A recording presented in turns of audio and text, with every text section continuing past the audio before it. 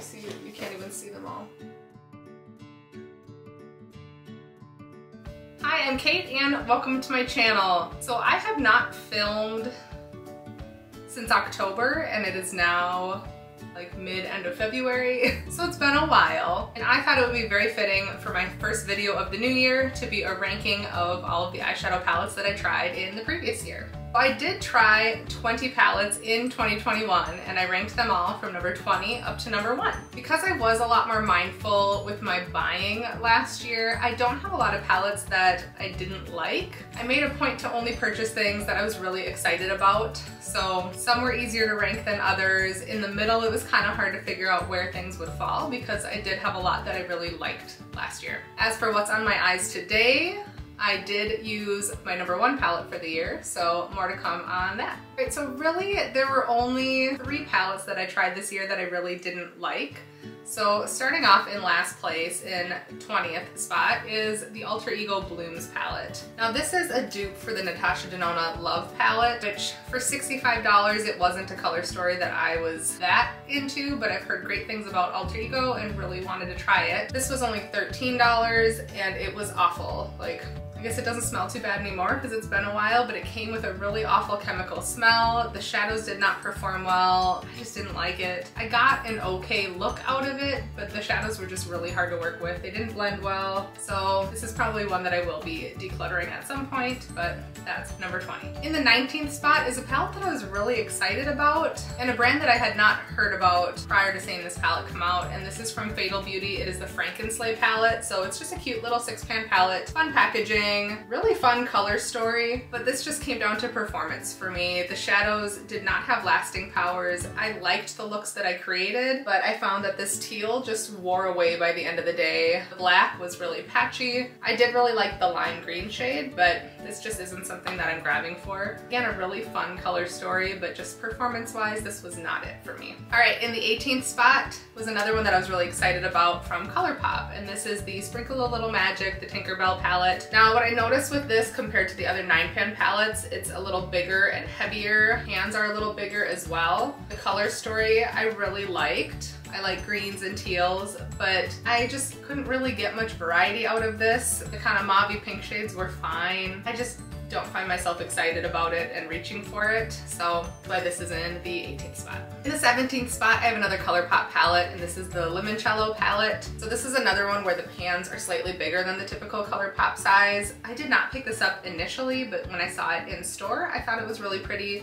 Really beautiful warm neutrals, some mustardy tones. I just don't find it that exciting. I don't love the shimmers in here, and the blue is kind of patchy, and that's kind of what drew me in. So yeah, if you're going for just like a plain warm neutral look, I think it's fine, but the pop of blue and then the shimmers just didn't really excite me. I'll probably hold on to it. It's a nice travel palette just to have neutrals, but not one of my favorites. All right, everything else from here on out, I truly like. So some of the rankings are a little arbitrary. Like, I wrote them out one day, I switched them up the next day, and then I switched them one more time. I would say my top 5 are pretty solid, but all of these in between here, they're all great. I like them all, but we'll get into it. All right, in the 16th spot, I actually thought I would like this one more than I did, and it's the Oden's Eye Erd palette. Again, I'm drawn to greens, so I picked it up, but these perform beautifully. This was my first try at Oden's Eye, this one and another palette that will come later in the rankings. But this soft green just disappears, it blends away. The other 2 mattes and the shimmers are amazing. This middle shimmer, I tend to kind of just blend the 2 shades together. I don't know if you can see it's 2 shades in there.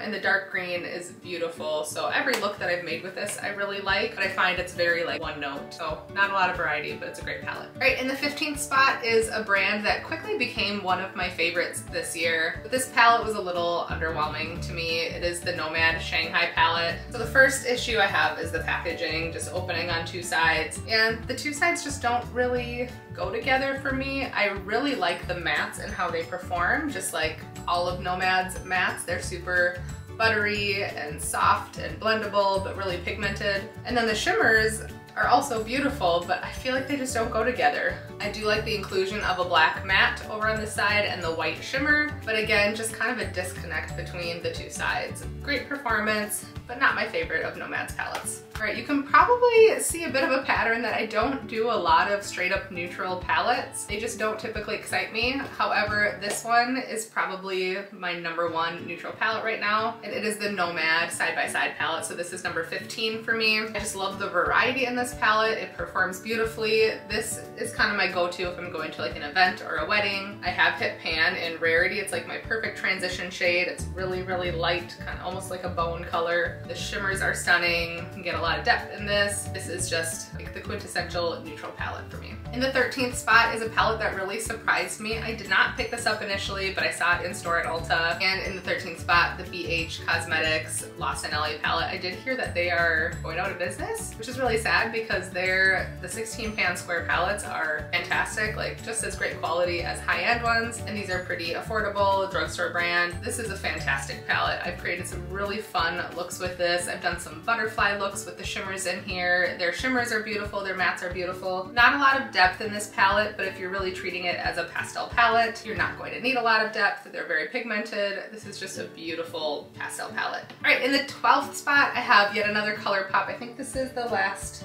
it is not the last ColourPop palette. The biggest ColourPop palette in the 12th spot, I have the It's a Mood palette.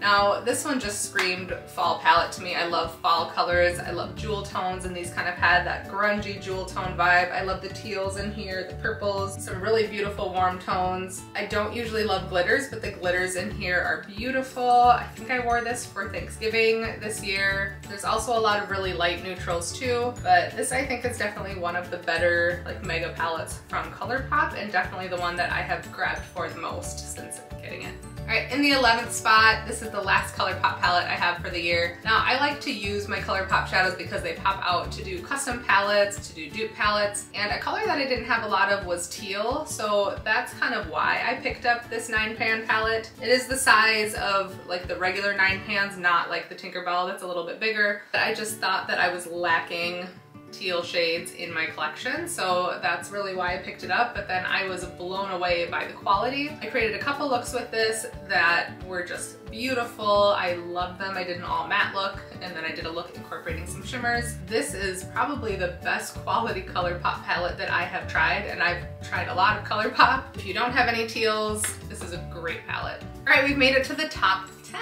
I would say like the next 5 are kind of hard to rank. Top 5 a lot easier, but with these next few, again, like they could really move around a lot and still be pretty accurate depending on the day and how I feel. In the 10th spot is a palette that is really special to me because I was asked to be a part of their campaign. So if you look on their Instagram, probably pretty far back, there's a couple videos that I'm in, which was really exciting, but this is from It's Belle, and this is the Flare palette. So this was the second palette that they came out with. It's all shimmers, and they're all like duochromy, super shimmery. This is beautiful. I need mattes, so I have to pair this with other things, but I keep this on my desk just to have topper shades to plop on an all matte look. I especially love the shade Rosewater in the middle here, so I'll try to post a couple looks that I've done with this. Also on my Instagram, I've compared these with a lot of singles from Black Moxie, so if you don't want a full palette, some of these really compare to a few Black Moxie singles, but this is just beautiful. All right, in the 9th spot, I have another palette from Nomad Cosmetics. Again, probably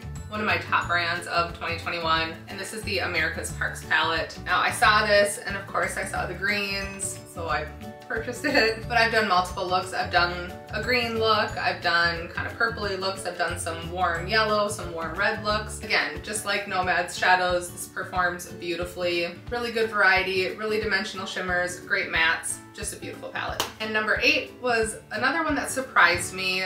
So from Odin's Eye, I have the Verdandy palette. I really thought the Erd palette with the greens would be my favorite of the two, but I love this one. This is the palette, when I wear this one, I get the most compliments on my makeup. No matter what, this is the palette.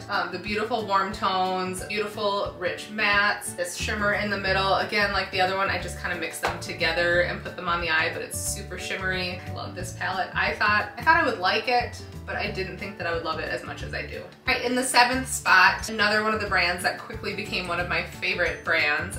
Black Moxie. This is the Pastel Obsessions palette. Now this was the first thing I picked up from them early in the spring, along with a whole bunch of their singles, and I have since amassed a large singles collection from Black Moxie. It's some of my favorite singles, but this palette is beautiful. I love that it's mostly mattes. The shimmers, I really love this shade. It's just this super shimmery, purpley, iridescent, just beautiful. I don't really use the other two shimmers, but the rest of the palette is mattes, and they are beautiful pastel, but really pigmented mattes. So if you're looking for a good pastel palette, this is definitely it. All right, in the 6th spot, I have from Glamlight, the Glamlight and Michaela palette. Now, I don't usually go for really big palettes, which is probably why this isn't higher up, although I have a bigger palette further on, but this is beautiful. It performs beautifully. When I first got it, I was reaching for it every day, and I still reach for it every once in a while. The shimmers are really fun, but the star for me is the mattes. I did hear that a lot of people had trouble blending mattes. I never had any issues. I've done a lot of really fun looks with multiple colors, some more neutral looks, some more monochromatic looks, but I've loved everything I've done with this palette, and this is still one that I reach for pretty often. All right, we've made it to the top 5. In the 5th spot, I have the Garden of My Mind palette from Moira Cosmetics.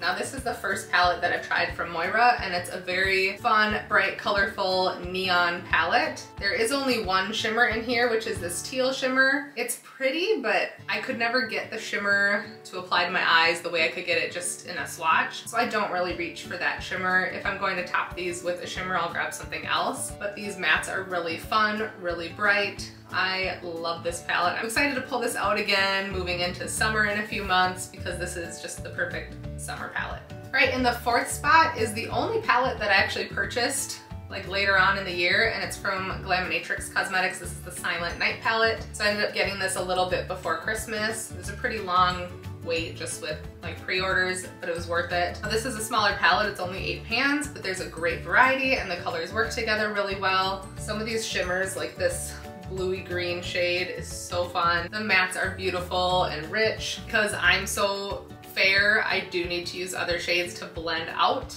these shadows because they're really rich and they're really dark. But that's not a problem to me. I have plenty of palettes with lighter shades that I can grab easily, but this is a beautiful palette. All right, into my top 3 favorite palettes of the year. In number 3, another Black Moxie palette. This is the Potion palette. Now this to me, see, it's kind of shiny. It might be kind of hard to see, but this is like neutral with a twist. I can go very neutral with kind of some mauvey tones. The greens are really fun. One of the best blacks that I have in my collection, a really pretty kind of brassy gold, but I love these deep kind of browns with almost hints of purple in them. It's just a beautiful palette. Definitely another one where I need to pull some lighter shades from other palettes just to blend out the shadows because they are really deep and pigmented, but definitely one of my top palettes of the year. In 2nd place, my top palette from Nomad for the year. This was the Iceland palette, so the Land of Fire and Ice, and this was also the first one that I tried from Nomad, and I still just love it. The mattes are beautiful, the shimmers are beautiful. I do have some videos very early when I started my channel with a couple looks with this palette. Some of my favorite grungy greens and pretty blues, some nice warm tones. This is just an amazing palette. And my number 1 palette, which is what I'm wearing on my eyes today, is from Blend Bunny. This is the Surge palette. So I know I said I don't really love huge palettes. This was kind of the exception just because of the variety. You have a row of really light neutrals, you have a row of more medium to really deep, some shimmers, and then some really fun neon shades, which makes this a palette that you can really use year round. I did see a lot of people complaining about the shimmers, but I found them really sparkly and fun. They applied easy, they stayed, the mattes are beautiful. I love that you can go bright and colorful. I love that you can go deep and grungy. This is just an amazing palette and easily my top palette for 2021. So thank you so much for watching. Let me know if you would have ranked these any differently, or if you have any other palettes that I didn't try that would have been your top spot for 2021.